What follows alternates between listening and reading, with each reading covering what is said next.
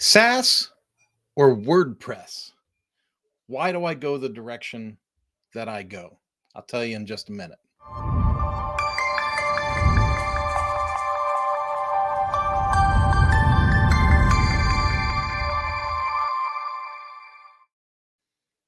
Folks, how you doing? My name is Kurt Von Onen. If you're new to jumping into my lives or anything like that, you should know that it's totally cool to jump in with comments, life experience, whatever you want to see come in there. And we're going to get this one going pretty quick. And this isn't going to be a long one.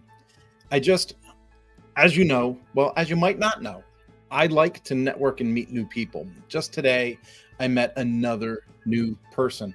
Now, this person was actually referred to me because I am an expert in membership and learning websites, especially on the WordPress side of things.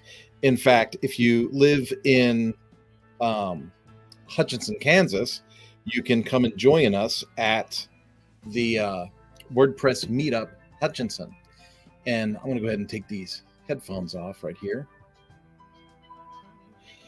And so we're doing WordPress meetup Hutchinson, which is free, totally free, open to any level of experience. I welcome everybody to come down to Sand Hills Brewery. Yes, that's right, Sand Hills Brewery, and enjoy, a live session with me here in Kansas talking about WordPress. Now, we do this the second Tuesday of every month. Now, besides that, I get referred to a guy today. We do the meet and greet. We're talking, and I'll give you the long and short. And I'm not harsh about this. It's just state of fact for me. So he says, "Tell me, pardon me." He says, "Hey, I was referred to you. I'm looking to do something with a learning management site, and I heard that you were kind of an expert on this. Tell me what you do and why you do that." And so I told him about working with Ducati, working with Suzuki, having worked with companies like BRP and Triumph and Indian, Polaris. Oh my goodness, right? So it goes on and on, right? Being involved with, I didn't exactly do the learning at Continental when I worked for Continental Airlines, but I had exposure to it all while I was there. The same as you might have exposure in a platform at a company you work at that has, learning as a requirement. So over time, I worked with those and I saw how much those cost. Like, I knew what Suzuki was spending on online learning. I knew what Ducati was spending on online learning. And I knew that there had to be a better way. I knew there had to be a way for me to bring, modern technology, into the discussion at modern budgets. Just because something costs six figures a decade ago doesn't mean it should cost six figures today. Not only that, stuff that was built a decade ago at more than six figures doesn't even perform at the level of performance that we require today in a digital marketplace. And so what I started to learn through my own investigation was I can build a learning website with a ton of flexibility, pennies on a dollar for what corporations are spending. So I can build a custom learning management website. I can do member management inside the site. I can add a customer relationships management tool, so I can do automated emails and messaging and notifications. I can add e-commerce to this thing. I can sell hats, t-shirts, coffee mugs, books, workbooks, software. And when you start to look at what you can do with these platforms, you go, why would you go the other way? Why?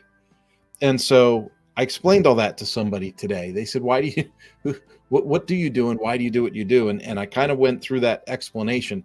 And I said, "Hey, when I worked for the corporate world and I was looking for a cheaper, better way to run the virtual learning, I looked at Bridge, Learn-Upon, SumTotal, Thinkific, and Kajabi, Udemy, and all of these things. I looked at all of these things.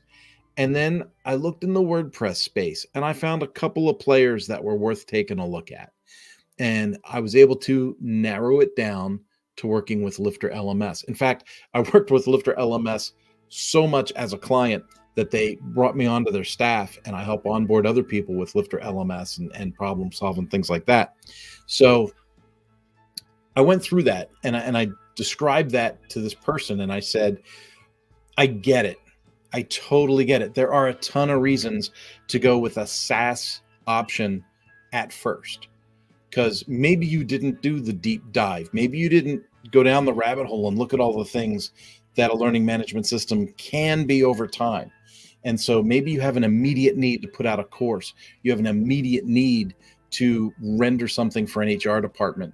And so, out of reflex, you find that thing, Thinkific, Kajabi, Udemy, you find something and you go, okay, we can make this happen. Let's just do this. How much is this? Put the credit card in. Let's make it happen.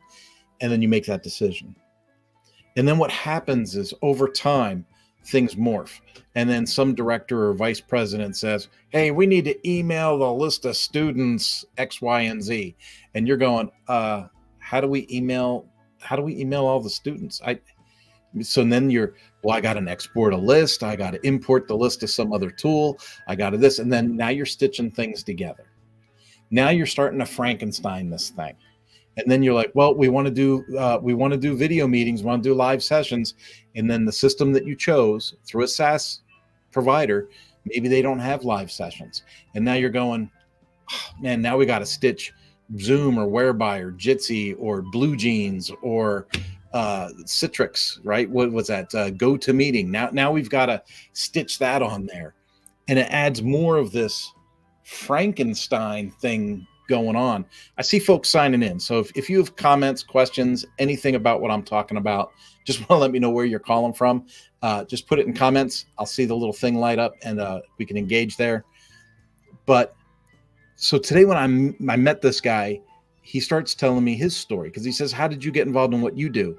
And I said, well, this is, how I do it, why I do it, and why I went the route I went. And he goes, after listening to you, he goes, I completely understand what you're saying. I signed up for Thinkific a year ago. Thinkific's a great platform. It is. This is not to bash Thinkific, but he goes, and now I'm looking at it and I'm stretching it to get it to do what I want it to do, the way that I want to offer training to multiple companies. I have to really kind of stretch what that system's doing. And it's not intuitive and it's not well branded for me. It's not a good representation of my company. And I was like, yes, ding, ding, ding, we have a winner. But here's the thing. He's already spent how many hundreds of hours, onboarding himself, teaching himself this platform. He spent how many dollars, right? Like I know Kajabi's more than a couple $100 a month. Thinkific's not free, right? So when you have these SaaS platforms and you're signing up for multiple hundreds of dollars a month, between the platform and possible other fees, like credit card transaction fees, purchase transactions. For instance, I put a course on Udemy, right? As a marketing exercise, I put a course on Udemy. Udemy is going to take a payment cut. They're going to take a processing fee for everyone that signs up, right? So if I were to run that through my WordPress site is whatever the cost of hosting is. Could be $10 a month, right? $10 a month is a whole heck of a lot cheaper than $250 a month. And then if I hook up Stripe, I'm going to pay what's known as, the Stripe fee, right? The credit card fee, which is 2.9% and 30 cents on a transaction fee. Well, that's a whole lot cheaper than 20, 25, 30% going to some platform. People talk about, you hear the people interviewing the people that work on OnlyFans.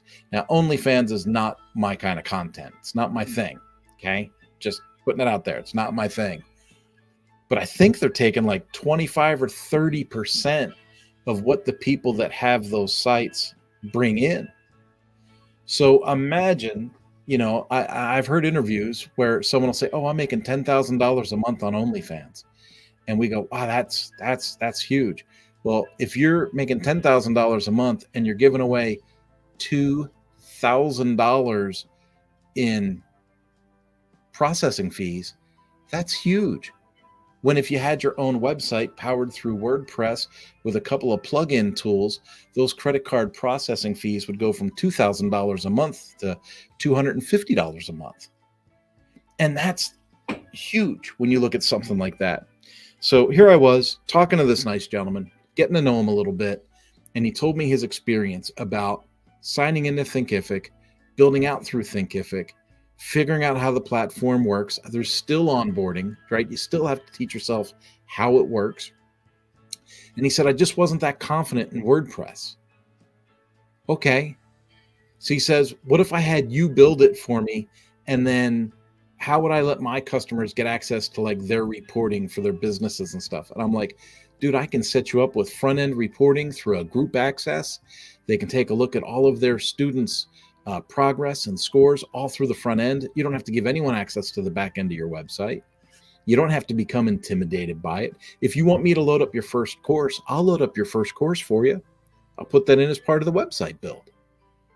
So we're going to take someone that is paying $3,000-$4,000 at the volume he's got. He's probably closer to $4,500 or $5,000 a year that he is putting into something that isn't even doing what he really wants it to do.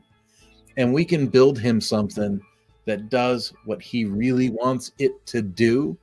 And its ongoing costs are going to be somewhere in the $600 a month range. So to go from $3,000, $4,000, $5,000 a year to $600 or $700 a year and have a more flexible platform that he can work on and maintain and keep going. And you know what? If he wants to grow it, he can grow it. You want to put a CRM in there? Great. You want to add a shopping cart in a store? Let's do that. You want to add some more social content? You want to let students talk back and forth to each other and have like little Facebook profiles inside the website and do some other stuff? We can do that. And what's cool about that is it all stays in the same framework for the end user. So let's say your website's, abc123.com. So if everything is abc123.com, the end user, the student, is more confident in what you're putting out there. If you got them signing into Zoom and WeChat and WhatsApp and all these other things, Circle, Mighty Networks, and you're plugging all this stuff together because you realize I signed up for the SAAS program and it doesn't do everything I want it to do. So now I got to run my live sessions over here, my social interactions over here. I'm going to bring in a Facebook page because everybody's on Facebook, and you start just super gluing all this stuff together. The user experience for the person at the bottom of the funnel, the most important person, the one that swipes their credit card and creates the revenue that goes up the funnel, right? The most important person has the worst experience on what you've just built. So if you take the time and you do the research, or you reach out to someone like me or Jonathan at WP Tonic, or my goodness, Adam Silver is fantastic, right? Adam Silver, James Lau, look up James Lau. You can look up any of these folks. Do the deep dive, figure out what your use case is, and if it's going to be a long-term thing or not, and then execute based on that data. And I hope I'm being helpful. I really hope I'm being helpful. There are times where a SaaS application is going to meet your needs. It's going to be quick, and you're going to get to do what you want to do. Let's say the election, the 2024 election's coming. Let's say you work for any of the parties. I don't care. Independent, right, left, donkeys or elephants. I don't care. But you have a course that you want to put out to help voters with some kind of information. So you know that it's a temporary project. You know that you're for the purpose of whatever, you want to get people in, give them a course, and help educate them before the election. Done. Maybe the quickest, easiest way for you to do that is through a SaaS. Maybe you don't want to custom develop a website with logos and all this others. And maybe for the sake of just getting it done, you don't even care about the branding. If it says Thinkific all over it, you don't care. because you're just trying to get something out and done. You're trying to execute something before a deadline. I totally get that. If you're saying, man, I just don't have the chops. I don't have the experience. I just need a SaaS platform that'll let me run a course, and I'm going to turn it off at the end of the election. Fine. Jump in, do your SaaS thing, load up your course, get people through it, and get where you got to go. But I will just put it out there that probably, not all the time, but probably for about half of what you'd spend going the SaaS direction, we could get you something. We could get you a minimal viable product up on WordPress on your own URL with your own logo and kind of give you the style that you're looking for. Maybe it's not a custom website. Maybe we use a template. But we can get you something going, pennies on the dollar. And I just throw that out there over and over and over again. Like I said, we're going to be doing the WordPress Meetup Hutchinson meetings here in Kansas. That to me is huge because open to everybody, no restrictions, any experience level, totally free. Come and learn about WordPress. We've got the Getting Started in WordPress tutorial up at Lifter LMS. We made that course a month or 2 months ago. It's in the academy at lifterlms.com. It is free. You can sign up and take that. There's plenty of options available on WordPress.org and WordPress.com to figure out how WordPress works. And quite honestly, you can reach out to folks like me. If you see this on LinkedIn, make the connection, send me a message. If you see this on Facebook, hit Facebook Messenger, send me a question. I'll take the time. I'll answer it for you, point you in the right direction. Maybe we get connected. Maybe it leads to something else. I don't know. But I want to see people start making decisions based off of research and having well-rounded information come to them rather than assuming, it's too complicated. That doesn't work for me. I can't do that. Because if it's a project that's meant to have wheels, if it's meant to go the distance, I can't encourage you enough to use a platform that can expand and grow as you do. Because if you build something in someone else's playground and then you try to bring it to WordPress later, it ends up, I'm not going to say being impossible because it's not impossible, but it's not as easy or cost effective to just start in the right platform the first time. All right. Folks, I think that's going to wrap it up for me today. I thought for sure I was going to see a couple of comments come popping in because I saw people signing in and signing out. But as always, if you would like to comment on this after the fact, if you're watching the replay, check in with me. Let me know that you've seen it. Give me a like, share. And if you're not currently following or connected to me on LinkedIn or Facebook or X, go ahead and do so. All right. I'll talk to you guys later. Have yourselves a wonderful night.